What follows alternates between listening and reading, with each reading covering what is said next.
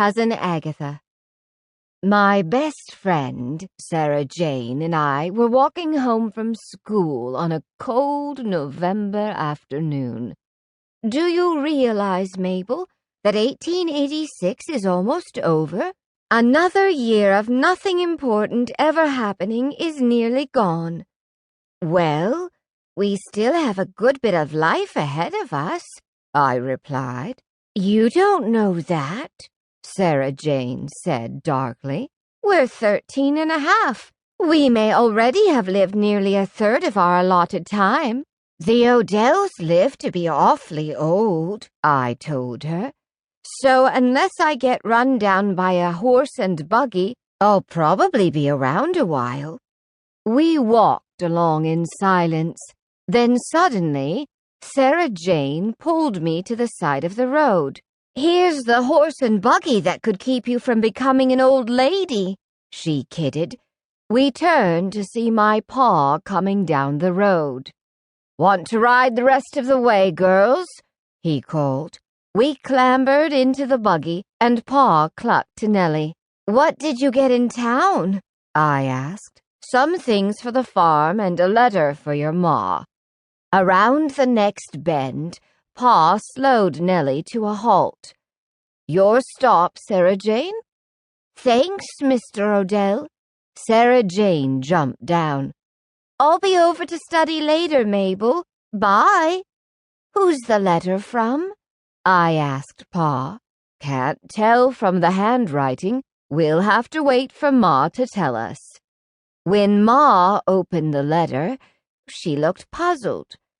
This is from your cousin Agatha, she said to Pa. Why didn't she address it to you too? If I know Aggie, she wants something, Pa declared, and she figured you'd be more likely to listen to her sad story. Ma read the letter and shook her head at Pa. She just wants to come for Thanksgiving. Now, aren't you ashamed of talking that way? No, I'm not. That's what Aggie says she wants. You can be sure there's more there than meets the eye. Are you going to tell her to come ahead? Why, of course, Ma exclaimed. If I were a widowed lady up in years, I'd want to be with family on Thanksgiving. Why shouldn't I tell her to come? Pa took his hat from the peg by the door and started for the barn, where my older brothers, Reuben and Roy, were already at work. Don't say I didn't warn you, he remarked as he left. What did Pa warn you about? I asked, as soon as the door closed behind him. What does Cousin Agatha want? I don't believe Pa was talking to you, Ma replied. You heard me say that she wants to come for Thanksgiving. Yes, but Pa said, that's enough, Mabel. We won't discuss it further. I watched silently as Ma sat down at the kitchen table and answered Cousin Agatha's letter. Snow began to fall 2 days before the holiday, and Pa had to hitch up the sleigh to go into town and meet the train.